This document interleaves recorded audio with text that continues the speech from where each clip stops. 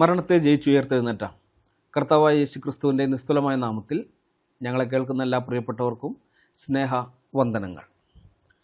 ഖത്തറിലുണ്ടായിരുന്ന Hamas നേതാക്കളെ തീർക്കാൻ വേണ്ടി ഇസ്രായേൽ നടത്തിയ ആക്രമണത്തെക്കുറിച്ച് ഇതിനു മുൻപ് ചെയ്ത വീഡിയോയുടെ തുടർച്ചയാണ് ഇത്. ആ വീഡിയോ കണ്ടിട്ടില്ലാത്തവർ അത് കണ്ടതിന് ശേഷം ഈ വീഡിയോ കാണുകയാണെങ്കിൽ കാര്യങ്ങൾ കുറെ കൂടി വ്യക്തമായി മനസ്സിലാക്കാൻ സാധിക്കും. ഹമാസ് നേതാക്കളെ തീർക്കാൻ വേണ്ടി ഇസ്രായേൽ ദോഹയിലെ കെട്ടിടത്തിലേക്ക് നടത്തിയ ബോംബാക്രമണത്തിനെതിരെ രംഗത്ത് വരുന്നവരുടെ പ്രതിഷേധങ്ങളുടെ പൊള്ളത്തരങ്ങളാണല്ലോ മുൻപത്തെ വീഡിയോയിൽ പറഞ്ഞത്. അതേ വിഷയത്തിൽ വേറെ ഒരു കൂട്ടർ കൂടി രംഗത്ത് വന്നിട്ടുണ്ട്. അങ്ങനെയുള്ളവരുടെ ചില കമൻസ് ഞാൻ കണ്ടു. അവർ പറയുന്നത്, ഞാൻ ഹമാസിനെ അനുകൂലിക്കുന്ന ആളല്ല, ഹമാസ് നേതാക്കന്മാരെല്ലാവരും ഈ ഭൂമിയിൽ നിന്ന് ഉന്മൂലനം ചെയ്യപ്പെടേണ്ടവർ തന്നെയാണ്, ഇസ്രായേലിന് അവരെ കൊല്ലാനുള്ള അവകാശവും ഉണ്ട്. പക്ഷെ അത് മധ്യസ്ഥതയ്ക്ക് വേണ്ടി വിളിച്ചു വരുത്തിയ രാജ്യത്തിനകത്ത് വെച്ചാകരുത്. അവിടെ വെച്ച് അവരെ കൊന്നത് ഒട്ടും ന്യായീകരിക്കാൻ പറ്റില്ല, അതൊരു ശരിയായ നടപടിയല്ല. ഇതാണ് അവർ പറയുന്നത്. അവരുടെ ഭാഗം വ്യക്തമാകാൻ വേണ്ടി നമ്മളോടൊരു ചോദ്യവും ചോദിക്കും. ഇതാണ് ആ ചോദ്യം. ഇന്ത്യയാണ് മധ്യസ്ഥ ചർച്ചയ്ക്ക് മുൻകൈയെടുത്ത് ഹമാസ് നേതാക്കളെയും ഇസ്രായേൽ പ്രതിനിധികളെയും വിളിച്ചു വരുത്തിയതെന്ന് വിചാരിക്കുക. മധ്യസ്ഥ ചർച്ചയ്ക്ക് വേണ്ടി ഹമാസിൻ്റെ നേതാക്കന്മാർ ഇന്ത്യയിലെത്തി ഡൽഹിയിൽ ഒരു ഹോട്ടലിൽ താമസിച്ചിരിക്കുകയാണ്. ഹമാസിൻ്റെ നേതാക്കന്മാർ താമസിക്കുന്ന ആ ഹോട്ടലിലേക്ക് ഇസ്രായേൽ ഇതുപോലെ ആക്രമണം നടത്തിയാൽ അതിനെ നിങ്ങൾ അംഗീകരിക്കുമോ എന്നാണ് അവർ ചോദിക്കുന്നത്. ഒറ്റ കേൾവിയിൽ ഈ വാദം ശരിയാണല്ലോ എന്ന് ചിലപ്പോൾ സാധാരണക്കാർക്ക് തോന്നിയേക്കാം. ഇതേ ചിന്താഗതിയുള്ള വേറെ ആരെങ്കിലും ഉണ്ടെങ്കിൽ അവർക്കും കൂടി കാര്യം മനസ്സിലാകാനും, അതുപോലെ ആരെങ്കിലും ഇങ്ങനെ ഒരു വാദം നിങ്ങളോട് പറഞ്ഞാൽ അവർക്ക് കാര്യം വ്യക്തമാക്കി കൊടുക്കാനും നിങ്ങൾക്ക് കഴിയേണ്ടതിനായിട്ടാണ് ഈ വീഡിയോ ഞങ്ങൾ ചെയ്തിരിക്കുന്നത്. ഇന്ത്യ മധ്യസ്ഥനായി നിന്നുകൊണ്ട് ചർച്ചയ്ക്ക് വേണ്ടി ഹമാസിൻ്റെ നേതാക്കന്മാരെ ഇന്ത്യയിൽ എത്തിച്ചതിന് ശേഷം അവർ താമസിക്കുന്ന ഹോട്ടലിലേക്ക് ഇസ്രായേൽ ഇതുപോലെ ഒരു ആക്രമണം നടത്തിയാൽ അതിനെ ഒരു വിധത്തിലും അംഗീകരിക്കാൻ പറ്റില്ല. അത് ഇന്ത്യക്കാരനായതുകൊണ്ടല്ല അംഗീകരിക്കാൻ പറ്റില്ല എന്ന് ഞാൻ പറയുന്നത്. അതിൻ്റെ കാരണം വേറെയാണ്, അത് ഞാൻ പുറകെ പറയാം. അതിനു മുമ്പ് ഒരു കാര്യം വ്യക്തമാകട്ടെ. ഈ ഇസ്രായേൽ മധ്യസ്ഥതയ്ക്കായി വന്ന ഹമാസ് നേതാക്കൾ താമസിച്ചിരുന്ന ഹോട്ടലിലേക്കല്ല ആക്രമണം നടത്തിയത്. ദോഹയിലുള്ള, അതായത് ഖത്തറിൻ്റെ തലസ്ഥാനമായ ദോഹയിലുള്ള ഹമാസിൻ്റെ പൊളിറ്റിക്കൽ ഓഫീസിലേക്കാണ് ആക്രമണം നടത്തിയത്. അതും പ്രിസൈസ് അറ്റാക്കായിരുന്നു. അതായത് ഒരു ലക്ഷ്യത്തെ കൃത്യമായി ടാർഗറ്റ് ചെയ്ത് നടത്തുന്ന ആക്രമണം. ചുറ്റുപാടുമുള്ളവയെ നശിപ്പിക്കാതെ കൃത്യമായി ലക്ഷ്യത്തിലേക്ക് മാത്രം ഫോക്കസ് ചെയ്ത് ആ ലക്ഷ്യത്തിന് മാത്രം നാശനഷ്ടം വരുത്തുന്ന വിധത്തിലുള്ള ആക്രമണത്തെയാണ് പ്രിസൈസ് അറ്റാക്ക് എന്ന് പറയുന്നത്. ഇസ്രായേൽ ആണെങ്കിൽ അത്തരം ആക്രമണങ്ങൾക്ക് വളരെ പേരുകേട്ടവരാണ്. ഹമാസ് നേതാവായിരുന്ന ഇസ്മായിൽ ഹനിയയെ ഇറാനിൽ വെച്ച് ഇസ്രായേൽ സൈന്യം കൊന്നത് നിങ്ങൾക്ക് ഓർമ്മ കാണുമല്ലോ. അന്ന് ഈ ഹനിയ തങ്ങിയിരുന്ന മുറി മാത്രമേ ഇസ്രായേൽ ആക്രമിച്ചുള്ളൂ. അതുമാത്രമല്ല, ആ കെട്ടിടത്തിൻ്റെ ബാക്കി ഭാഗങ്ങൾക്കൊന്നും ഒരു പോറൽ പോലും ഏറ്റിരുന്നില്ല. അത്ര കൃത്യമായ പ്രിസൈസ് അറ്റാക്കായിരുന്നു അത്.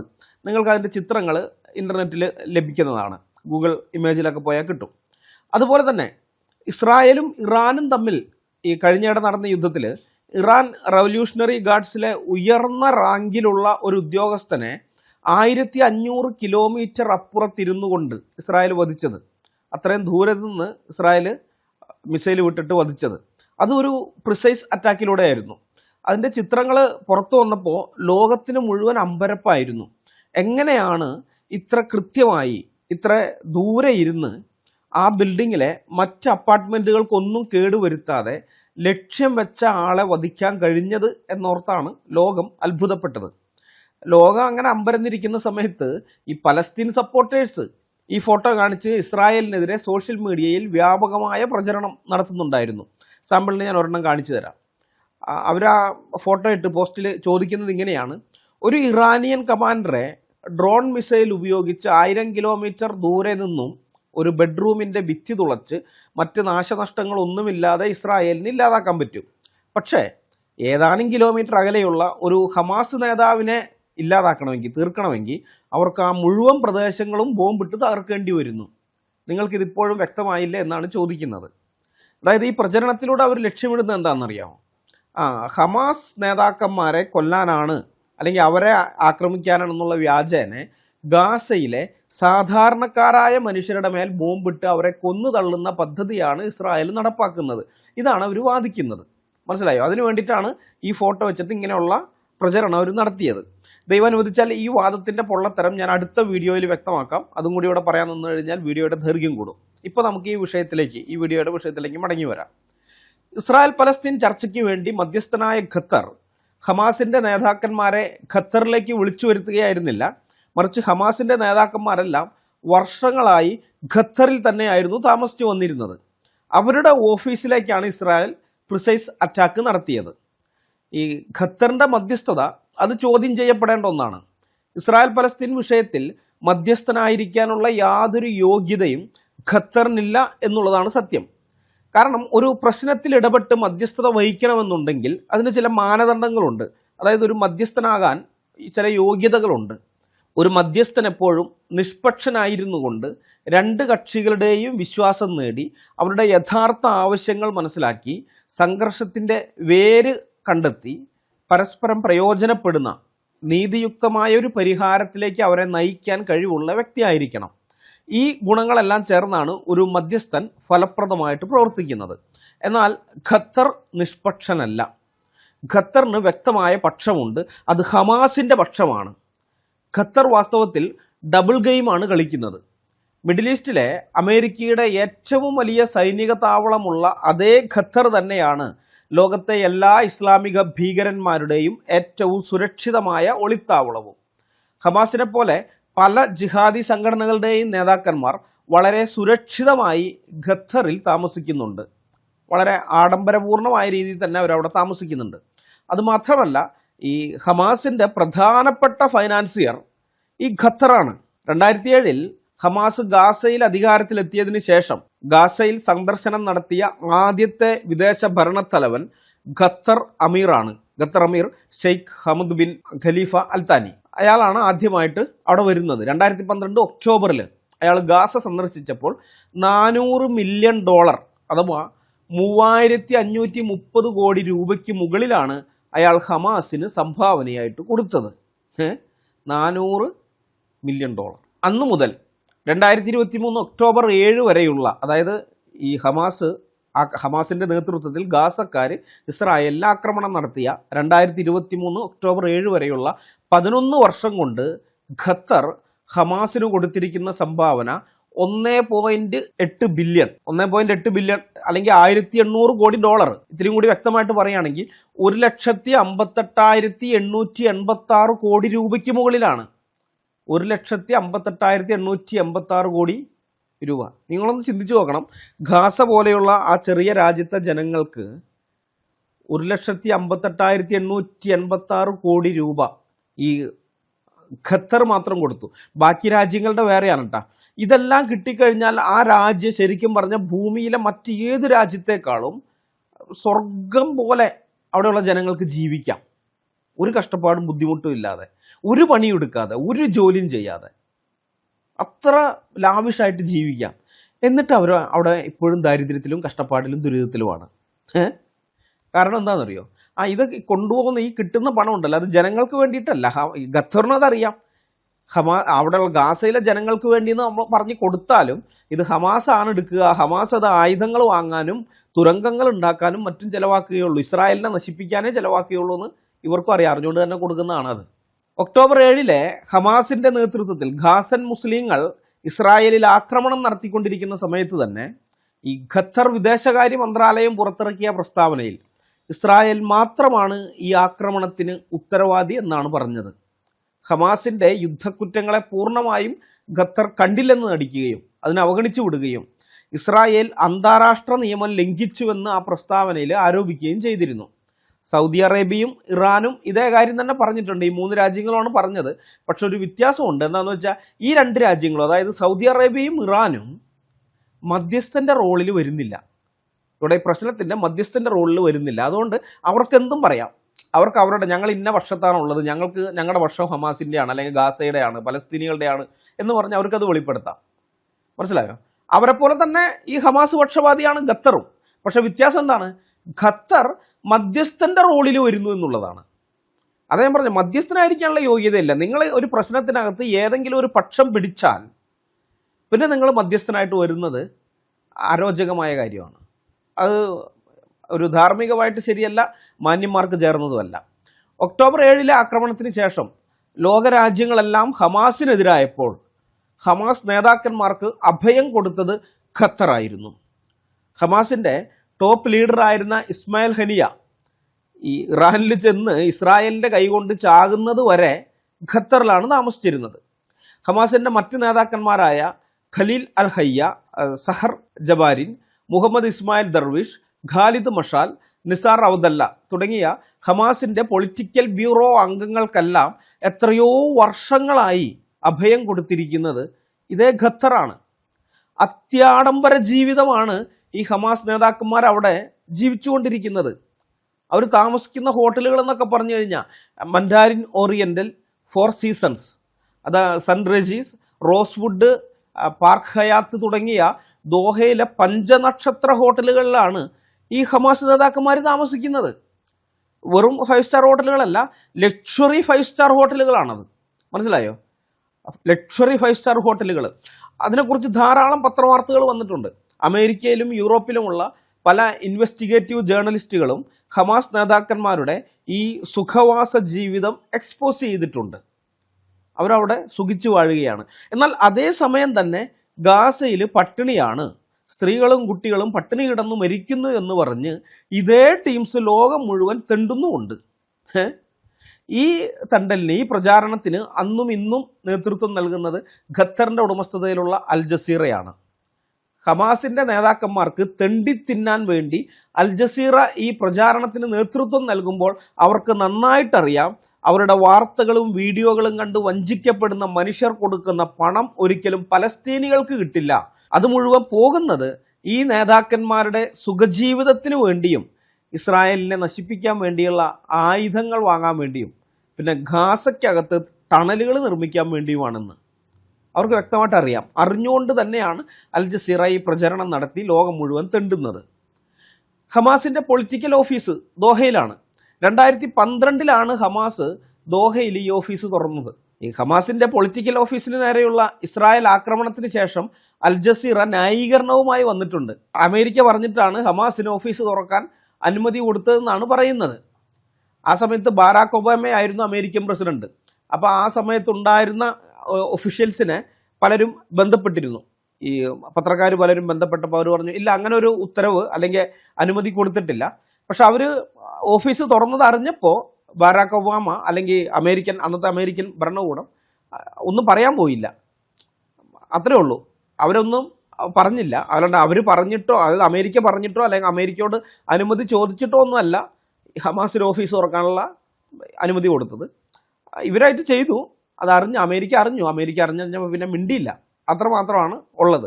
അതിനെയാണ് ഇവർ അമേരിക്കയുടെ അനുമതിയോടെയാണ് ഞങ്ങൾ ഇവർക്ക് ഈ ഹമാസിൻ്റെ നേതാക്കന്മാർക്ക് അവിടെ പൊളിറ്റിക്കൽ ഓഫീസ് തുറക്കാനുള്ള അനുമതി കൊടുത്തതെന്ന് ഇപ്പോൾ പറഞ്ഞ് അൽ ജസീറ ന്യായീകരിക്കുന്നത്.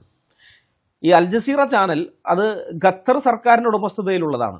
അതായത് ഖത്തർ ഭരണകൂടത്തിൻ്റെ മാധ്യമ വക്താവാണ് അൽ ജസീറ. ഏതാണ്ട് $14 കോടി മുടക്കിയിട്ടാണ് ഖത്തർ അൽ ജസീറ എന്ന ഈ ചാനൽ ഉണ്ടാക്കുകയും ലോകമെമ്പാടും അതിന് പ്രവർത്തന സ്വാതന്ത്ര്യം നേടിയെടുക്കുകയൊക്കെ ചെയ്തത്. അവർ എല്ലായിടത്തും പ്രചരിപ്പിക്കുന്നുണ്ട്.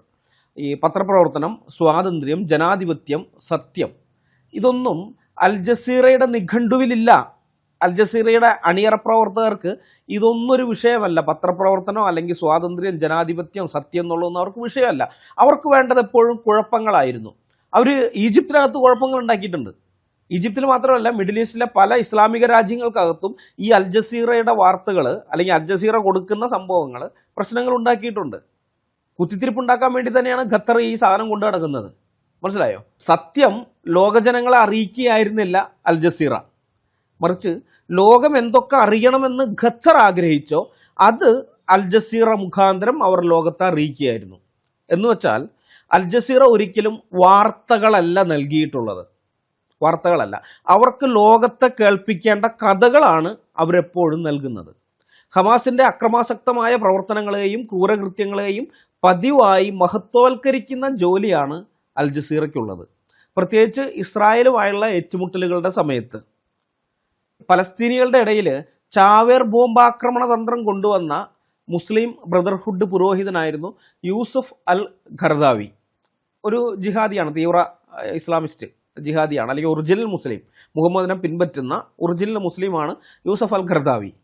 ഇയാളാണ് ചാവേർ ബോംബാക്രമണം അത് ഇസ്ലാമിക വിധിപ്രകാരം തെറ്റല്ല, കാഫിറിനെ കൊല്ലാൻ വേണ്ടിയിട്ട് സ്വയം മരിക്കേണ്ടി വരുന്നത് തെറ്റല്ല എന്നും പറഞ്ഞുകൊണ്ട് പലസ്തീൻ യുവാക്കളെ ഈ ദേഹത്ത് ബോംബ് വെച്ച് കെട്ടി ഇസ്രായേലിൽ അയക്കുന്ന പദ്ധതിക്ക് രൂപം കൊടുത്തത് ഈ യൂസഫ് അൽ ഖർദാവിയാണ്. വർഷങ്ങളോളം ഈ ചങ്ങാതിയുടെ ഒരു പ്രോഗ്രാം അൽ ജസീറ ചാനലിൽ ഉണ്ടായിരുന്നു. അൽ ജസീറയുടെ ഇംഗ്ലീഷ് ചാനലിലല്ല കേട്ടോ. ഇംഗ്ലീഷ് ചാനലിൽ ഇങ്ങനെയുള്ളതൊന്നും കാണുകയില്ല. കാരണം ഇയാൾ ഇതൊക്കെ പഠിപ്പിക്കുന്നത് പുറമെയുള്ളവരൊക്കെ അറിഞ്ഞാൽ, യൂറോപ്പിലൊക്കെ അറിഞ്ഞു കഴിഞ്ഞാൽ ഇത് പ്രശ്നമാവുന്നറിയാം, സാധാരണക്കാർ അറിഞ്ഞു കഴിഞ്ഞാൽ. അതുകൊണ്ട് അൽ ജസീറയുടെ അറബിക് ചാനലുണ്ട്. ആ അറബിക് ചാനലിലാണ് ഇയാൾ ഈ അറബിയിൽ ഈ ക്ലാസ്സുകൾ എടുത്തുകൊണ്ടിരുന്നത്. അതായത് തീവ്രവാദി സപ്പോർട്ടറാണ് ഇവർ. അതുകൊണ്ടാണ് ഇങ്ങനെയുള്ള ഈ ചാവർ ബോംബാക്രമണ പരമ്പരയ്ക്ക് അല്ലെങ്കിൽ അങ്ങനെ ഒരു പദ്ധതിക്ക് രൂപം കൊടുത്ത ആ തീവ്ര ജിഹാദിയെ വിളിച്ചുകൊണ്ട് വന്നിവിടെ ക്ലാസ്സുകൾ എടുപ്പിച്ചിരുന്നത്. ഒക്ടോബർ 7 2023 ഒക്ടോബർ 7 ആക്രമണത്തിൻ്റെ പിറ്റേന്ന് ഒക്ടോബർ 8 ഹമാസിൻ്റെ മഹത്തായ വിജയം എന്ന് പ്രശംസിച്ചുകൊണ്ട് ഇസ്മായിൽ ഹനിയ വെസ്റ്റ് ബാങ്കിലെയും ഇസ്രായേലിലെ അറബികളെയും വിദേശ രാജ്യങ്ങളിലുള്ള മുഴുവൻ പലസ്തീനികളെയും ഇസ്രായേലിനെതിരെയുള്ള യുദ്ധത്തിൽ പങ്കുചേരാൻ ആഹ്വാനം ചെയ്തുകൊണ്ട് ഒരു വീഡിയോ പുറത്തിറക്കുകയുണ്ടായി. ആ വീഡിയോ അൽ ജസീറയാണ് സംപ്രേഷണം ചെയ്തത്. ഇസ്രായേലിനെതിരെ യുദ്ധം ചെയ്യാൻ വേണ്ടിയിട്ട് ലോകമെമ്പാടുമുള്ള എല്ലാ പലസ്തീനികളെയും ആഹ്വാനം ചെയ്യുന്നു. പലസ്തീനികളെ മാത്രമല്ല മുസ്ലിങ്ങളെയും, ഇത് ജിഹാദാണ്, ജിഹാദിലേക്ക് നിങ്ങൾ വരണമെന്നൊക്കെ പറഞ്ഞുകൊണ്ട് മറ്റുള്ള മുസ്ലിങ്ങളെയൊക്കെ ക്ഷണിക്കുന്നു യുദ്ധം ചെയ്യാൻ വേണ്ടി, ഇവരുമായിട്ട് ജിഹാദ് നടത്താൻ. എന്നിട്ട് ക്ഷണിക്കുന്നവൻ എവിടെയാണ് ഇരിക്കുന്നത്? അവൻ ഖത്തറിലായിരിക്കുന്നത്. അവൻ ഖത്തറിൽ സുഖവാസ കേന്ദ്രത്തിൽ ഇരുന്നു കൊണ്ട് മറ്റുള്ളവരോട് പറയാണ്, നിങ്ങൾ പോയിട്ട് ജിഹാദ് നടത്തും, നിങ്ങൾക്ക് സ്വർഗം കിട്ടും, ചത്ത സ്വർഗം കിട്ടുമെന്ന്. ഏതായാലും ആ വീഡിയോ സംപ്രേഷണം ചെയ്തത് അൽ ജസീറയാണ്. ചുരുക്കി പറഞ്ഞാൽ ഹമാസിൻ്റെ ജുഹയാണ് ഖത്തറിൻ്റെ അൽ ജസീറ. ഇതൊക്കെ ചെയ്യുന്ന ഖത്തറാണ് ഇസ്രായേൽ പലസ്തീൻ പ്രശ്നത്തിൽ മധ്യസ്ഥൻ്റെ റോളിൽ വരുന്നത്. പകൽ വെളിച്ചത്തിൽ മധ്യസ്ഥൻ്റെ റോളിലും നേരം ഇരുട്ടായി കഴിഞ്ഞാൽ, രാത്രി ആയിക്കഴിഞ്ഞാൽ ജിഹാദി സ്പോൺസറിൻ്റെ റോളിലും ഖത്തർ ഡബിൾ ഗെയിം കളിക്കുകയാണ്. ഖത്തറിൻ്റെ ഈ വൃത്തികെട്ട കളി കാരണമാണ് ഗൾഫ് കോപ്പറേഷൻ കൗൺസിൽ ഉണ്ടല്ലോ, GCC, അതിൽ നിന്ന് ഖത്തറിനെ സസ്പെൻഡ് ചെയ്തത്. 2017 ജൂൺ മാസത്തിൽ Saudi Arabia, UAE, Bahrain, Egypt ഈ രാജ്യങ്ങൾ ഖത്തറുമായുള്ള ബന്ധം വിച്ഛേദിക്കുകയും ഖത്തറിൻ്റെ മേൽ ഉപരോധം ഏർപ്പെടുത്തുകയും ചെയ്തു. എല്ലാ ഭീകര സംഘടനകളുമായുള്ള ബന്ധം വിച്ഛേദിക്കാനും ആ സംഘടനകൾക്ക് ധനസഹായം നൽകുന്നത് നിർത്താനും ടെഹ്റാനുമായുള്ള അടുത്ത ബന്ധം നിയന്ത്രിക്കാനും ഖത്തറിലെ തുർക്കി സൈനിക സാന്നിധ്യം അവസാനിപ്പിക്കാനും അൽ ജസീറയും ദോഹയുടെ ധനസഹായത്തിൽ പ്രവർത്തിക്കുന്ന മറ്റ് പ്രകോപനപരമായ എല്ലാ വാർത്താ ഏജൻസികൾ അടച്ചുപൂട്ടാനും ഈ റിയാദ് അല്ലെങ്കിൽ സൗദി അറേബ്യയും അബുദാബിയും ഖത്തറിനോട് ആവശ്യപ്പെടുകയുണ്ടായി. കാരണം അവർക്കൊക്കെ അറിയാം ഖത്തർ ഇങ്ങനെയുള്ള കളിയാണ് കളിക്കുന്നതെന്ന്. അങ്ങനെ ഇരട്ടത്താപ്പുമായിട്ട് നടക്കുന്ന ഖത്തറിനെതിരെ ആക്രമണം, ഇസ്രായേലിൻ്റെ ആക്രമണം ദോഹയിലേക്ക് വന്നപ്പോൾ ലോകത്തോട് പറഞ്ഞത് എന്താണെന്നറിയോ? അതാ രസം. ലോകരാജ്യങ്ങൾ ഇരട്ടത്താപ്പ് അവസാനിപ്പിച്ച് ഇസ്രായേലിനെ ശിക്ഷിക്കണം. എന്തിന്? ഖത്തറിലേക്ക് ഇസ്രായേൽ ആക്രമണം നടത്തി, അതുകൊണ്ട് ഇസ്രായേലിനെ ശിക്ഷിക്കണം. ലോകരാജ്യങ്ങൾ ഇരട്ടത്താപ്പായിട്ട് നടക്കുകയാണ്, ഇരട്ടത്താപ്പ് നിർത്തണമെന്ന്. ഇറാൻ ഖത്തറിലേക്ക് മിസൈലുകൾ വിട്ടപ്പോൾ ലോകരാജ്യങ്ങൾ ഇരട്ടത്താപ്പ് അവസാനിപ്പിച്ച് ഇറാനെ ശിക്ഷിക്കണമെന്ന് പറയാതിരുന്ന ഖത്തർ ഇപ്പോൾ ഇസ്രായേലിനെ ശിക്ഷിക്കണം എന്ന് പറഞ്ഞു വരുന്നില്ലേ? ഇതാണ് ഇരട്ടത്താപ്പ്. ഇതിനെയാണ് ഇരട്ടത്താപ്പ് എന്ന് വിളിക്കുന്നത്. ഇതിനിടയിൽ യുണൈറ്റഡ് നേഷൻസിനകത്ത് കോമഡികൾ വേറെ ഉണ്ടായി. ഈ ആകാശത്ത് കൂടി പോകുന്ന പണി ഏണി വെച്ച് പിടിക്കാന്ന് പറഞ്ഞ പോലെയാണ്. പാകിസ്ഥാൻ ഇതിനകത്തൊന്നും ഇല്ലാത്തതാണ്, പക്ഷേ ലോകരാജ്യങ്ങൾക്കിടയിൽ പാകിസ്ഥാൻ നാണം കിട്ടും വെറുതെ. ഈ യുണൈറ്റഡ് നേഷൻസ് വാച്ച് ഡോഗ് എന്ന് പറയുന്ന ഒരു സംഘടനയുണ്ട്. അതായത് ഈ യുണൈറ്റഡ് നേഷൻസ് നമ്മൾ ചിന്തിക്കുന്ന പോലെയൊന്നുമല്ല, അഴിമതിയുടെ കൂത്തരങ്ങാണ് UN. അഴിമതി, അതായത് ലോകത്തിലെ ഏറ്റവും അഴിമതിയുള്ള ഒരു രാജ്യം എടുത്തോ, അഴിമതിയുടെ കാര്യത്തിൽ ഏറ്റവും ടോപ്പിൽ നിൽക്കുന്ന രാജ്യം, ആ രാജ്യത്തെയും കടത്തി വെട്ടുന്ന അഴിമതി ആണ് ഈ UN അകത്തുള്ളത്. അങ്ങനത്തെ ഒരു സാധനമാണത്. അപ്പോൾ അതിനെ നിരീക്ഷിക്കുന്ന UN എന്ന് പറയുന്ന ആ അഴിമതിയുടെ കൂത്തരങ്ങായിരിക്കുന്ന ആ സംഘടനയെ നിരീക്ഷിക്കുന്ന ഒരു വേറെ സംഘടനയാണ് UN വാച്ച് അല്ലെങ്കിൽ UN വാച്ച് ഡോഗ് എന്ന് പറയുന്നത്. ഈ UN വാച്ചിൻ്റെ ഡയറക്ടർ ഹില്ലൽ ന്യൂയർ, അദ്ദേഹം ഒരു യഹൂദനും കൂടിയാണ്, കാനഡക്കാരനാണ്. ഹില്ലൽ ന്യൂയർ ഐക്യരാഷ്ട്രസഭയിൽ ഈ വിഷയത്തിൽ നല്ല ഒന്നാന്തരം പ്രസംഗം നടത്തുകയുണ്ടായി. ഈ ഹില്ലൽ ന്യൂയർ ഹ്യൂമൻ റൈറ്റ് ലോയറും കൂടിയാണ്, മനുഷ്യാവകാശ വക്കീൽ, അഡ്വക്കേറ്റും കൂടിയാണ്. അപ്പം അദ്ദേഹം ഖത്തറിനോട് ചില ചോദ്യങ്ങൾ ചോദിച്ചുകൊണ്ടാണ് ഈ പ്രസംഗം ആരംഭിക്കുന്നത്.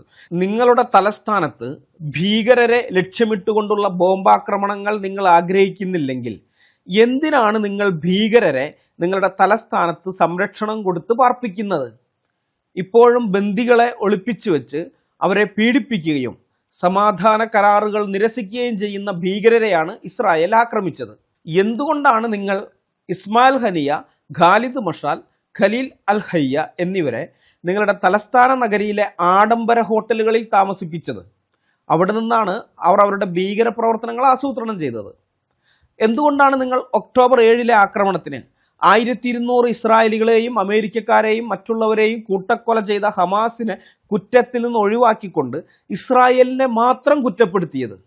എന്തുകൊണ്ടാണ് നിങ്ങളുടെ ഉടമസ്ഥതയിലുള്ള അൽ ജസീറ ഹമാസ് ഭീകര സംഘത്തിൻ്റെ നിർത്താതെയുള്ള പ്രചാരണ വിഭാഗമായി പ്രവർത്തിക്കുന്നത്? എന്തുകൊണ്ടാണ് നിങ്ങൾ പകൽ സമയത്ത് ഒരു മധ്യസ്ഥനെ പോലെയും രാത്രിയിൽ ഒരു ഭീകരവാദ സ്പോൺസറെ പോലെയും പ്രവർത്തിക്കുന്നത്? ഖത്തർ ഭീകരവാദത്തെ പ്രോത്സാഹിപ്പിക്കുന്ന ഒരു രാജ്യമാണ്. 2017 ഗൾഫ് രാജ്യങ്ങൾ ഖത്തറുമായുള്ള ബന്ധം വിച്ഛേദിച്ചപ്പോൾ അവരത് പറഞ്ഞതാണ്. UN സെക്രട്ടറി ജനറൽ അന്റോണിയോ ഗുട്ടറസും ഫ്രഞ്ച് പ്രസിഡന്റ് ഇമ്മാനുവൽ മക്രോണും ഇസ്രായേലിനെ അപലപിച്ചു. എന്നാൽ US പാകിസ്ഥാനിൽ വെച്ച് ഉസാമ ബിൻ ലാദനെ കൊലപ്പെടുത്തിയപ്പോൾ അക്കാലത്തെ UN തലവൻ അന്താരാഷ്ട്ര ഭീകരതയുടെ സൂത്രധാരന്റെ മേൽ നീതി നടപ്പാക്കിയെന്ന് പറഞ്ഞ് ആഘോഷിക്കുകയാണ് ഉണ്ടായത്. ഫ്രാൻസ് അതിനെ എല്ലാ ജനാധിപത്യങ്ങളുടെയും വിജയം എന്ന് വിളിച്ചു. ഞങ്ങൾ ഇരുവരോടും ചോദിക്കുന്നു, ഇതെങ്ങനെയാണ് വ്യത്യസ്തമാകുന്നത്? ഇസ്രായേൽ നാസി അഡോൾഫ് ഐക്മാനെ പിടികൂടിയപ്പോഴും എൻറ്റബയിലെ ബന്ദികളെ രക്ഷിച്ചപ്പോഴും സദ്ദാമിൻ്റെ ആണവ റിയാക്ടർ നശിപ്പിച്ചപ്പോഴും UN ഇസ്രായേലിനെ അപലപിച്ചു. ഓരോ തവണയും ചരിത്രം ഇസ്രായേലിനെ ശരിവച്ചു. പ്രവർത്തിച്ചവരുടെ ധൈര്യവും അപലപിച്ചവരുടെ അപമാനവും ചരിത്രത്തിൽ എന്നും ഓർമ്മിക്കപ്പെടും. അപ്പോൾ ഇദ്ദേഹം ഈ പ്രസംഗം ഇങ്ങനെ അങ്ങ് പറഞ്ഞുകൊണ്ട് പോവാണ്. ഈ കാര്യം പറഞ്ഞേക്കിപ്പോൾ ഈ പാകിസ്ഥാനെ കുറിച്ച് പരാമർശിച്ചതിൽ UN പാകിസ്ഥാൻ പ്രതിനിധി രോഷാകുലനായി. അയാൾ ഈ പരാമർശത്തിനെതിരെ പ്രതിഷേധം അറിയിക്കുകയും ചെയ്തു. ഞങ്ങൾ അന്താരാഷ്ട്ര നിയമങ്ങളെല്ലാം അനുസരിച്ച് ജീവിക്കുന്ന രാജ്യമാണ്, അങ്ങനെയാണ് ഇങ്ങനെയാണ്, ചക്കയാണ് മാങ്ങയാണ് കോടയാണെന്നൊക്കെ പറഞ്ഞ്. അപ്പോൾ അതുകൊണ്ട് ഇത് പിൻവലിക്കണം, പാകിസ്ഥാനെതിരെ പറഞ്ഞ കാര്യം പിൻവലിക്കണം എന്നൊക്കെ പറഞ്ഞ് ഇയാൾ പ്രസംഗം അവിടെ നടക്കുമ്പോൾ അതിൻ്റെ പ്രസിഡന്റ് അല്ലെങ്കിൽ ചെയർമാനായിട്ടിരിക്കുന്ന ആളുണ്ട്, പുള്ളിയുടെ അടുത്ത് പരാതിയായിട്ട് പറഞ്ഞു. അപ്പോൾ ആ ചെയർമാൻ ഇതിന് മറുപടി പറയാൻ ഹില്ലൻ ന്യൂ ഇയറിന് അനുവദിച്ചത് 4 സെക്കൻഡ് സമയമാണ്. 4 സെക്കൻഡ് എടുത്ത് അതിന് മറുപടി പറഞ്ഞു. 4 സെക്കൻഡ് കൊണ്ട് എന്ന് മറുപടി പറയാനാണ്. പക്ഷെ പുള്ളി പറഞ്ഞു, അപ്പം തന്നെ പറഞ്ഞു, മിസ്റ്റർ പ്രസിഡന്റ്, പാകിസ്ഥാൻ ഭീകരവാദത്തെ പ്രോത്സാഹിപ്പിക്കുന്ന മറ്റൊരു രാജ്യമാണ്. അതായത് ഇവിടെ ഖത്തർ ഭീകരവാദത്തെ പ്രോത്സാഹിപ്പിക്കുന്ന രാജ്യമെന്ന് പറഞ്ഞുകൊണ്ടിരിക്കുകയാണ്. അതിനിടെ പാകിസ്ഥാൻ ഇടപെടുന്നത്. അപ്പോൾ പറഞ്ഞ് പാകിസ്ഥാനും അത് തന്നെ ഭീകരവാദത്തെ പ്രോത്സാഹിപ്പിക്കുന്ന മറ്റൊരു രാജ്യമാണ്. 4 സെക്കൻഡ് കൊണ്ട് പാകിസ്ഥാൻ ഒന്ന് വറുത്ത് കോരിയിട്ടിട്ട് പുള്ളി വീണ്ടും പ്രസംഗം തുറന്നു. ഏതായാലും അതോടുകൂടി പാകിസ്ഥാൻ പ്രതിനിധി ഒരു അക്ഷരം മിണ്ടിയില്ല.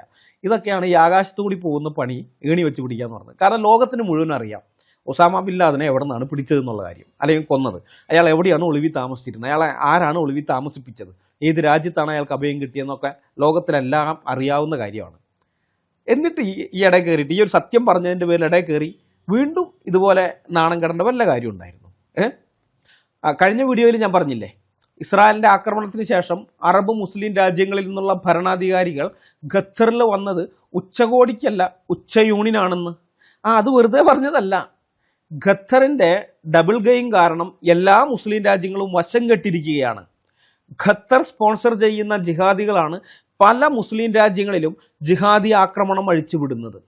അതുകൊണ്ട് തന്നെ ഖത്തറിന് 2 എണ്ണം കിട്ടണമെന്നുള്ള ആഗ്രഹം എല്ലാ ഇസ്ലാമിക രാജ്യങ്ങൾക്കും ഉണ്ട്. ഇസ്രായേൽ വെറുതെ അങ്ങ് കയറി ഖത്തറിനെ അടിച്ചതാണെന്നാണോ നിങ്ങൾ വിചാരിക്കുന്നത്? 1770 കിലോമീറ്ററാണ് ഇസ്രായേലും ദോഹയും തമ്മിലുള്ള അകലം. ജോർദാൻ്റെയും സൗദി അറേബ്യയുടെയും മുകളിലൂടെ ഇടയ്ക്ക് വെച്ച് ഇന്ധനം നിറയ്ക്കാതെ ഇസ്രായേലിൽ നിന്നും അത്ര ദൂരം പോയി അറ്റാക്ക് നടത്തി തിരിച്ചു വരാൻ ഒരു ഫൈറ്റർ ജെറ്റിന് സാധിക്കില്ല. ഇടയിൽ വെച്ചിട്ട് ഇന്ധനം നിറയ്ക്കാനുള്ള സൗകര്യം ഈ രാജ്യങ്ങൾ ചെയ്തു കൊടുത്തിരിക്കണം. അങ്ങനെയാണ് ആദ്യ ആളുകൾ സംശയിച്ചത്. പക്ഷെ പിന്നെ പുറത്തു വന്ന പുതിയ റിപ്പോർട്ട് അനുസരിച്ച് ഇസ്രായേലിൽ നിന്നല്ല, ചെങ്കടലിൽ നിന്നാണ് ഇസ്രായേൽ ഫൈറ്റർ ജെറ്റുകൾ പോയി ആക്രമിച്ചത്, ഈ ദോഹയിലേക്ക് മിസൈൽ വിട്ടത്. അങ്ങനെയാണ്. ശരി, അങ്ങനെയാണെങ്കിലും സൗദി അറേബ്യയുടെ ആകാശത്തുകൂടിയാണ്, സൗദി അറേബ്യയുടെ എയർ സ്പേസിലൂടെയാണ് ഇസ്രായേൽ വിമാനങ്ങൾ പറന്നിരിക്കുന്നത്. സൗദി അറിയാതെയാണ്, അല്ലെങ്കിൽ സൗദി അനുവദിക്കാതെയാണ് ഇക്കാര്യം നടന്നതെന്ന് നിങ്ങൾക്ക് തോന്നുന്നുണ്ടോ? അല്ലെങ്കിൽ അമേരിക്ക ഇത് അറിഞ്ഞില്ല എന്ന് തോന്നുന്നുണ്ടോ?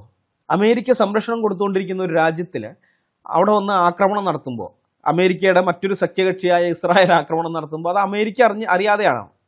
എല്ലാവരും അറിഞ്ഞുകൊണ്ട് തന്നെയാണ് ഇസ്രായേൽ ദോഹയിലെ ഹമാസ് നേതാക്കന്മാരെ ആക്രമിച്ചത്, അവരുടെ പൊളിറ്റിക്കൽ ഓഫീസ് ആക്രമിച്ചത്. ഖത്തറിൻ്റെ ഡബിൾ ഗെയിം കാരണം എല്ലാവരും മടുത്തിരിക്കുകയാണ്. ചുറ്റുപാടുമുള്ള ഇസ്ലാമിക രാജ്യങ്ങളായാലും ഈ ഖത്തറിന് സംരക്ഷണം കൊടുത്തുകൊണ്ടിരിക്കുന്ന അമേരിക്ക ആയാലും എല്ലാവരും മടുത്തിരിക്കുകയാണ്. ഇവന്മാരതിൽ കുറേ പണം വന്നു. ഒരു നൂറ്റാണ്ട് മുമ്പ് ഇതൊക്കെ ദരിദ്രവാസി രാജ്യങ്ങളായിരുന്നു, നമുക്കറിയാം. ഇതെല്ലാം ദരിദ്രവാസി രാജ്യങ്ങളായിരുന്നു. എണ്ണ കണ്ടുപിടിച്ചതോടുകൂടി കയ്യിൽ കുറേ പണം വന്നു. ഇത്രയും പണം വന്നപ്പോൾ എന്ത് ചെയ്യണമെന്ന് ഖത്തറിന് അറിഞ്ഞുകൂടാ. ഖത്തറിന് മാത്രമല്ല, പല ഇസ്ലാമിക രാജ്യങ്ങൾക്കും അറിഞ്ഞുകൂടാ, അല്ലെങ്കിൽ ഭരണാധികാരികൾക്ക് അറിഞ്ഞുകൂടാ. ലോകത്തിൻ്റെ ടോപ്പിലെത്തണം. ടെക്നോളജിയും മറ്റും വെച്ചൊന്നും പറ്റില്ല. പിന്നെയുള്ള വഴി എന്താണ്? പിന്നെയുള്ളത് മതത്തിൻ്റെ ഇതിലാണ്. അപ്പോൾ മതത്തിന് വേണ്ടി ഞങ്ങളാണ് നിൽക്കുന്നത് എന്നുള്ള വരുത്തി തീർത്ത് ലോകത്തുള്ള മുസ്ലിങ്ങളുടെ കണ്ണിൽ വലിയ ആളായിട്ട് അങ്ങനെ ബഹുമാനം പിടിച്ചു പറ്റി ടോപ്പിലെത്തണം എന്നൊക്കെയാണ് ഓരോരുത്തരും ആഗ്രഹിക്കുന്നത്. പക്ഷേ ഖത്തർ മാത്രമാണ് ഈ വൃത്തിയട്ട കളി കളിക്കുന്നത്. മനസ്സിലായി? ഇറാന് ആഗ്രഹമുണ്ട്, തുർക്കിക്ക് ആഗ്രഹമുണ്ട്, പലർക്കും ആഗ്രഹമുണ്ട്. പക്ഷേ തുർക്കിയുടെ കയ്യിൽ കാശില്ല. ഇറാനാണെങ്കിൽ ഉപരോധത്തിൽപ്പെട്ട് വലയുന്നു. സൗദിയിലിപ്പോൾ മുഹമ്മദ് ബിൻ സൽമാൻ, ഒരു കാഴ്ചപ്പാടുള്ളൊരു മനുഷ്യൻ, അയാൾ ഇങ്ങനെയുള്ള താല്പര്യമൊന്നുമില്ല, മതഭ്രാന്തില്ലാത്ത മനുഷ്യനാണ്. അതുകൊണ്ട് സൗദിക്ക് ഇപ്പോൾ ആ താല്പര്യമില്ല. ഒരു കാലത്തുണ്ടായിരുന്നു, വഹാബികളൊക്കെ അവരാണ് സ്പോൺസർ ചെയ്തിരുന്നത്. ഇപ്പം ഇല്ല. ഇപ്പോൾ ഖത്തറാണ് ഈ കളി കളിക്കുന്നത്. മനസ്സിലായോ? ഏതായാലും ദോഹയിലെ ഹമാസ് നേതാക്കന്മാരുടെ 30 വർഷത്തെ സുഖജീവിതം ഇസ്രായേൽ അവസാനിപ്പിച്ചിരിക്കുകയാണ്. ഇത്രയും നാൾ അവർക്കൊരു തോന്നലുണ്ടായിരുന്നു, ഈ ഹമാസ് നേതാക്കന്മാർക്ക്, ഖത്തറിൽ ഞങ്ങളെ തൊടാൻ ഒരുത്തനും സാധിക്കില്ല എന്ന്. ഖത്തറിനും ഉണ്ടായിരുന്നു അങ്ങനെ ഒരു തോന്നൽ. അമേരിക്കയുടെ ഏറ്റവും വലിയ മിലിറ്ററി ബേസുള്ള ഞങ്ങളുടെ രാജ്യത്തിനകത്തേക്ക് വന്ന് ഹമാസ് നേതാക്കന്മാരെ ഒരുത്തനും തൊടില്ല എന്ന്. ആ തോന്നൽ അത് വെറും തെറ്റിദ്ധാരണയാണ്. ഇനി മുതൽ ആ തോന്നൽ വേണ്ട എന്ന കാര്യം ഇസ്രായേൽ നല്ല വൃത്തിക്ക് പറഞ്ഞു കൊടുത്തിട്ടുണ്ട്. ഇസ്രായേൽ ഇതിവിടെ നിർത്തുകയൊന്നുമില്ല. ഞാൻ ഈ പറയുന്നത് നിങ്ങൾ എഴുതി വെച്ചോ. ഇസ്രായേൽ ഇതിവിടെ നിർത്തില്ല. ഹമാസ് നേതൃനിരയിലെ അവസാനത്തെ ആളെയും കൊല്ലുന്നത് വരെ ഇസ്രായേൽ ഇത് നിർത്തില്ല. നെതന്യാഹു ഇത് പറഞ്ഞിട്ടുമുണ്ട്. ലോകത്ത് ഒരു രാജ്യവും ഹമാസ് നേതാക്കന്മാർക്ക് അഭയം കൊടുക്കില്ല. കൊടുത്താൽ തൊട്ടുപുറകെ ഇസ്രായേലിൻ്റെ ഫൈറ്റർ ജെറ്റുകളോ മിസൈലുകളോ തങ്ങളുടെ രാജ്യത്തേക്ക് വരും എന്നവർക്കറിയാം. പണ്ട് ഈ താലിബാൻ അഫ്ഗാനിസ്ഥാൻ ഭരിച്ചുകൊണ്ടിരിക്കുന്ന സമയത്ത് ഒസാമ ബിൻ ലാദന് താലിബാൻ അഭയം കൊടുത്ത സമയത്ത് അമേരിക്ക പറഞ്ഞു, അയാളെങ്ങ് വിട്ടുക, യുദ്ധം ഒഴിവാക്കുക, അയാളെ വിട്ടുകയെന്ന്. വിട്ടുകൊടുത്തില്ല, അഭയം കൊടുത്തു. അയാൾ അവിടെ തന്നെ താമസിപ്പിച്ചു. അനന്തരഫലം അഫ്ഗാനിസ്ഥാൻ എങ്ങനെയാണ് അനുഭവിച്ചതെന്ന് ലോകം കണ്ടതാണ്. അപ്പോൾ അതുപോലത്തെ ഒരവസ്ഥ തങ്ങളുടെ നാടിന് വരണമെന്ന് സുബോധമുള്ള ഒരു ഭരണാധികാരിയും ചിന്തിക്കില്ല, ഉറപ്പായിട്ട് ചിന്തിക്കില്ല. അതുകൊണ്ട് തന്നെ ഹമാസ് നേതാക്കന്മാർക്ക് അവർ അഭയം കൊടുക്കുകയില്ല. ഞാൻ അങ്ങനെയാണ് ചിന്തിക്കുന്നത്. കൊടുക്കാൻ ഇത്തിരിയെങ്കിലും സാധ്യത ഉണ്ടെങ്കിൽ അത് തുർക്കി ആയിരിക്കും. തുർക്കി കൊടുത്താലും ഇറാൻ മുമ്പാണെങ്കിൽ കൊടുത്താനേ, ഇപ്പോൾ ഇറാൻ അറിയാം കൊടുത്താൽ എന്താ ഉണ്ടാകുന്നത്. ഇറാനും കൊടുക്കാൻ സാധ്യതയില്ല.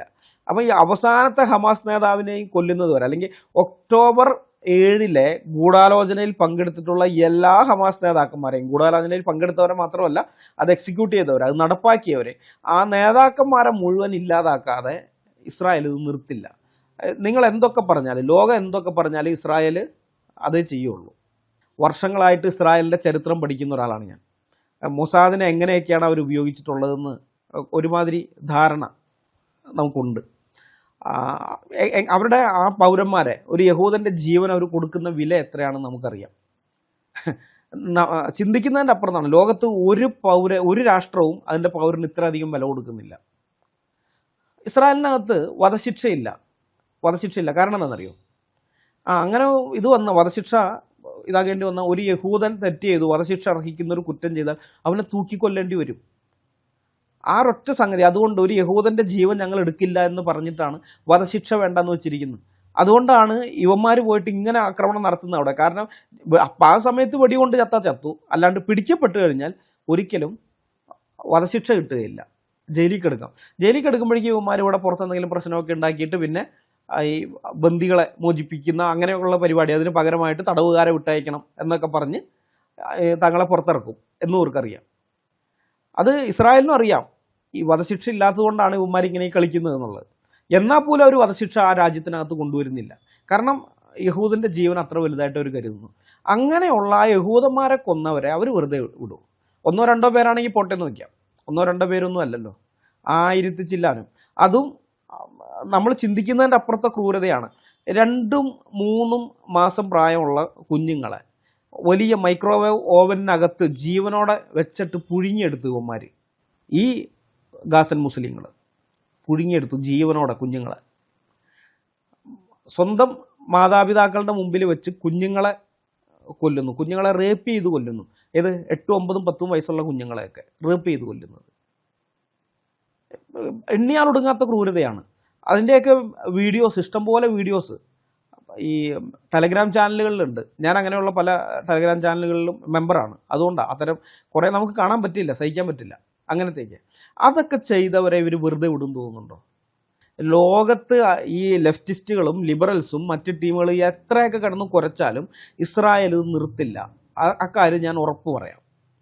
വേണമെങ്കിൽ അമേരിക്കയുടെയൊക്കെ സമ്മർദ്ദത്തിൻ്റെ പുറത്ത് കുറേ ട്രീറ്റിയും ഇതൊക്കെ വെച്ച് കഴിഞ്ഞിട്ടുണ്ട്, ആ ശരിയെന്നൊക്കെ പറഞ്ഞ് പോയാലും മൊസാദിനെ ഉപയോഗിച്ച് എല്ലാത്തിനെയും തീർക്കും ഇവർ, എല്ലാത്തിനെയും. മ്യൂണിക് ഒളിമ്പിക്സിൽ ഇവർ ഇത് ചെയ്തല്ലോ, അവിടെ ഇസ്രായേലി അത്ലറ്റുകളെ കൊന്നില്ലേ. ആ ഗോൾഡമേർ പറഞ്ഞു അത് എല്ലാത്തിനെയും തീർക്കണം, ഒരൊറ്റ എണ്ണത്തിനെ ആക്കരുത്. ഗൂഢാലോചനയിലുള്ള എല്ലാത്തിനെയും എക്സിക്യൂട്ടീവ് ചെയ്താൽ അപ്പം തന്നെ അവിടെ വെച്ച് വെടിവെച്ച് കൊന്നിരുന്നല്ലോ, അതുകൊണ്ട് അവർ പോയി. പക്ഷേ ഗൂഢാലോചനയിലുള്ള എല്ലാത്തിനെയും എത്ര വർഷം എടുത്താണ് അവർ തീർത്തതെന്നറിയോ? അത് ചെയ്യും, അത് ചെയ്യാതെ വിടുകയൊന്നുമില്ല. സത്യത്തിൽ പലസ്തീനികളെ യഥാർത്ഥമായി സ്നേഹിക്കുന്ന ആളുകൾ, ഇന്നിപ്പോൾ പലസ്തീനിന് വേണ്ടി ജയ് വിളിക്കാൻ നടക്കുന്നവന്മാരല്ലേ, അങ്ങനെ യഥാർത്ഥമായിട്ട് സ്നേഹിക്കുന്ന ആളുകൾ ഇസ്രായേലിൻ്റെ ഈ ദോഹയിലേക്കുള്ള ആക്രമണത്തിൽ സന്തോഷിക്കുകയും ഇസ്രായേലിന് പിന്തുണ കൊടുക്കുകയുമാണ് വേണ്ടത് സത്യം പറഞ്ഞാൽ. കാരണം ഈ യുദ്ധം തുടർന്ന് മുന്നോട്ട് പോയാൽ ഗാസയിലെ 10,000-കണക്കിന് സ്ത്രീകളെയും കുട്ടികളെയും കൊലയ്ക്ക് കൊടുക്കേണ്ടി വരും. അവരെ ഹ്യൂമൻ ഷീൽഡായിട്ട് ഉറപ്പായിട്ട് ഹമാസ് ഉപയോഗിക്കും. അത്ര അധികം സ്ത്രീകളും കുട്ടികളും കൊല്ലപ്പെടും. അപ്പോൾ അവരെ കൊലയ്ക്ക് കൊടുക്കുന്നതിനേക്കാൾ എന്തുകൊണ്ടും നല്ലതല്ലേ ഈ പലസ്തീനികളെ പറ്റിച്ച് തിന്ന് കൊഴുത്തിരിക്കുന്ന, അപ്പോൾ അവരെ കൊലയ്ക്ക് കൊടുക്കുന്നതിനേക്കാൾ എന്തുകൊണ്ടും നല്ലതല്ലേ പലസ്തീനികളെ പറ്റിച്ച് തിന്നുകൊഴുത്തിരിക്കുന്ന ഈ ഹമാസ് നേതൃത്വത്തെ ഇല്ലാതാക്കുന്നത്? തല പോയാൽ പിന്നെ ശരീരം കൊണ്ട് പ്രയോജനമൊന്നുമില്ലല്ലോ. ദോഹയിലുള്ള ഹമാസിൻ്റെ തല തകർത്താൽ പിന്നെ ഗാസയിലുള്ള ഹമാസിൻ്റെ ശരീരം നിശ്ചലമായിക്കൊള്ളും. അതോടെ ഗാസയിലെ യുദ്ധവും നിൽക്കും, അവിടെയുള്ള ആ സ്ത്രീകളും കുട്ടികളും രക്ഷപ്പെടും.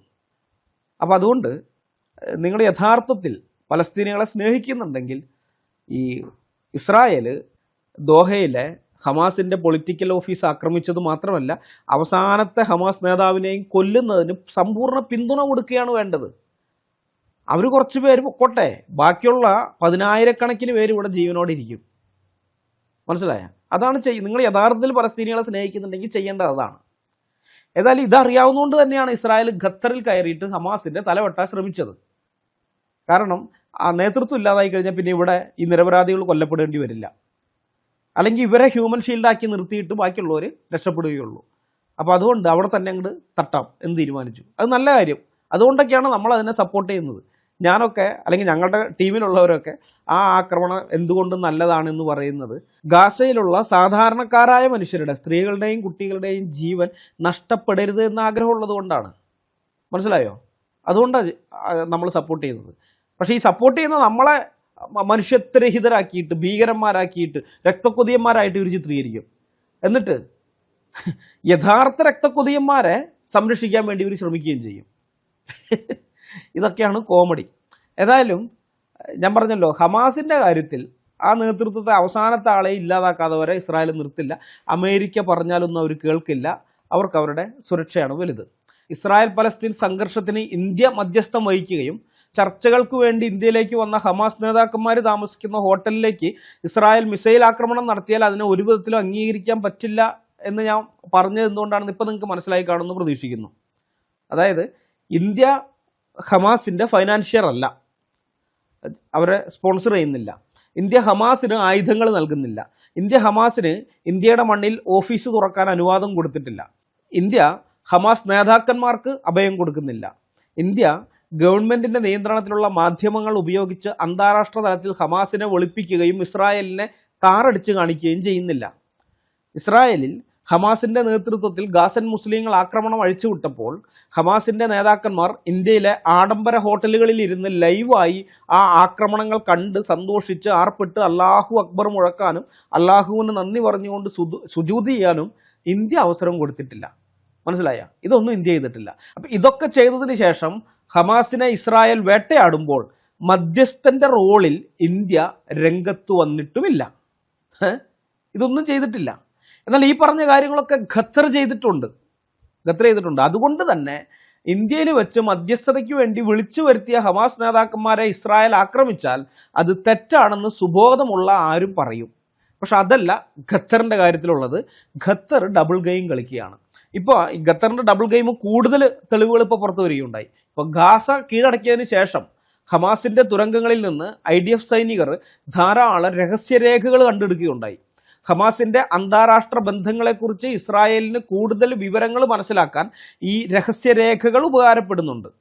ഡൊണാൾഡ് ട്രംപ് ഭരണകൂടം 2020 ജനുവരിയിൽ അവതരിപ്പിച്ച ഇസ്രായേൽ പലസ്തീൻ സംഘർഷം പരിഹരിക്കുന്നതിനുള്ള ഒരു നിർദ്ദേശമാണ് പീസ് ടു പ്രോസ്പിരിറ്റി, അതായത് സമാധാനത്തിലേക്കുള്ള അഭിവൃദ്ധി എന്ന പദ്ധതി. ആ പീസ് ടു പ്രോസ്പിരിറ്റി എന്ന് പറയുന്ന പദ്ധതി ഇത് നൂറ്റാണ്ടിൻ്റെ കരാർ, ഡീൽ ഓഫ് ദ സെഞ്ചുറി എന്നും അറിയപ്പെടുന്നുണ്ട്.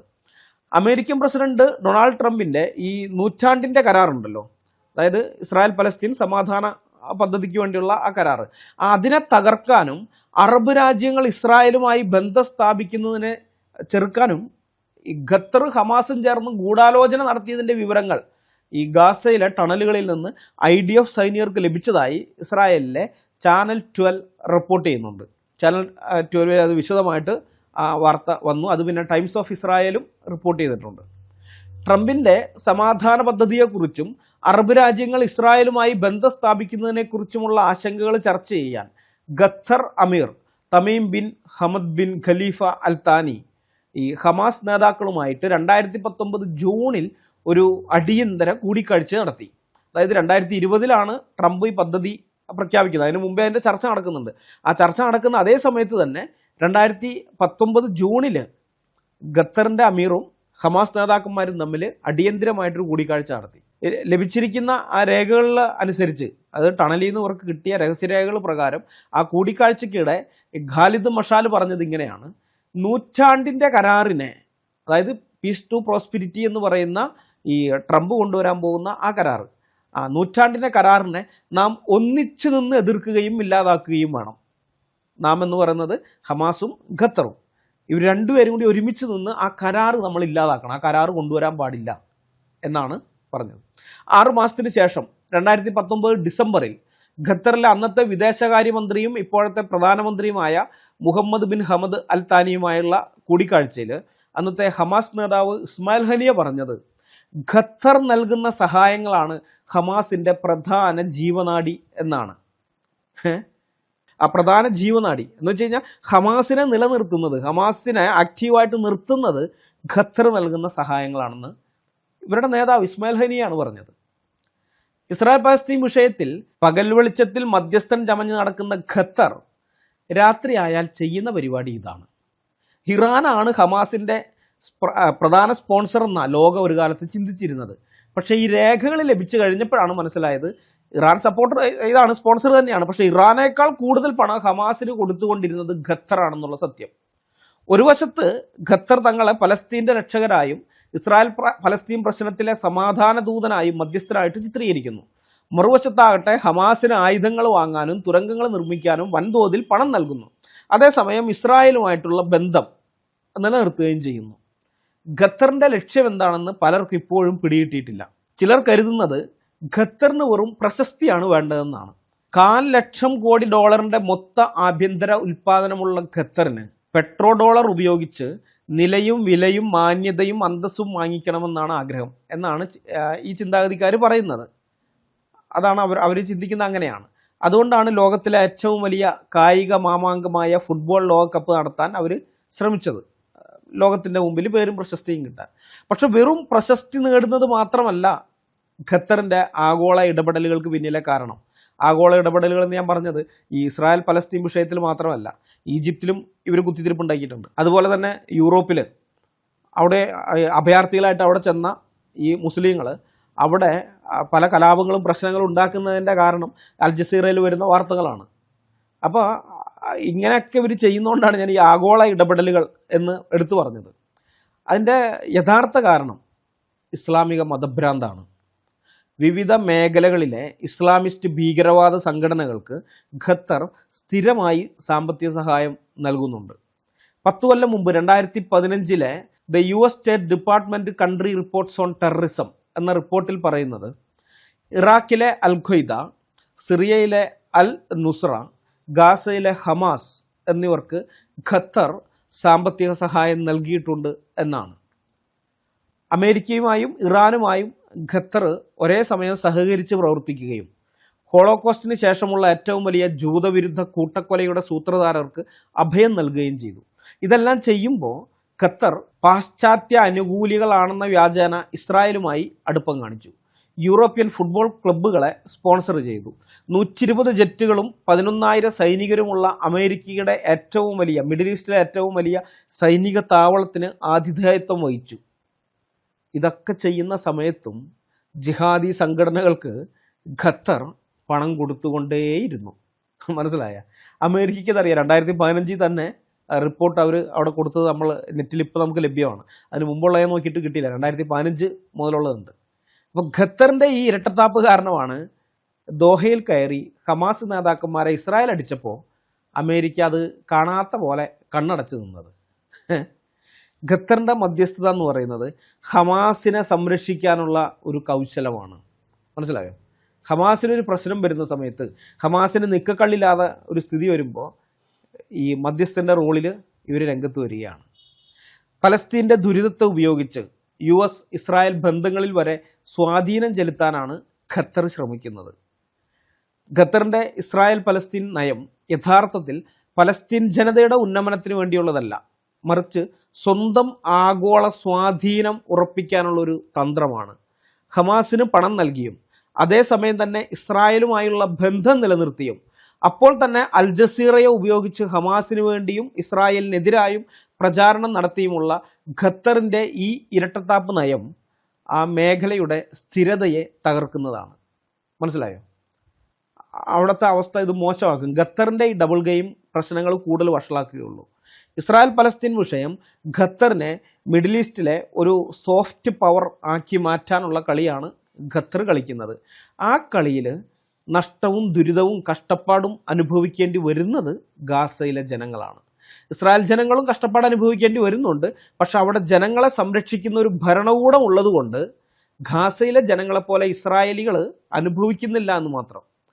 പലസ്തീൻ അതോറിറ്റിയിൽ നിന്നും UAE-യിൽ നിന്നും സൗദി അറേബ്യയിൽ നിന്നും ബഹ്റൈനിൽ നിന്നും ഈജിപ്തിൽ നിന്നും ഇസ്രായേലിൽ നിന്നുമൊക്കെ വിമർശനം ഏറ്റുവാങ്ങുന്ന ഖത്തർ ഈ ഇരട്ടത്താപ്പ് അവസാനിപ്പിച്ച് ഹമാസിനെ സ്പോൺസർ ചെയ്യുന്നത് നിർത്തി ഹമാസ് നേതാക്കന്മാർക്ക് അഭയം കൊടുക്കുന്നത് അവസാനിപ്പിച്ച് ഈ വിഷയത്തിൽ ഇനിയെങ്കിലും സത്യസന്ധതയോടെ ഇടപെടാൻ തയ്യാറാകണം. അല്ലെങ്കിൽ ഖത്തറിൻ്റെ നയം മിഡിൽ ഈസ്റ്റിലെ സമാധാനത്തിന് കൂടുതൽ ഭീഷണിയാകും. ഈ വീഡിയോ ഞാൻ ഇവിടെ അവസാനിപ്പിക്കുകയാണ്. അടുത്ത വീഡിയോയുമായി വരുന്നതുവരെ നമ്മളെല്ലാവരെയും കർത്താവായ യേശു ക്രിസ്തു കാത്തു സൂക്ഷിക്കുമാറാകട്ടെ. അവിടുത്തെ വിലയേറിയ നാമം മാത്രം എന്നും എന്നേക്കും വാഴ്ത്തപ്പെടട്ടെ. ആമേൻ.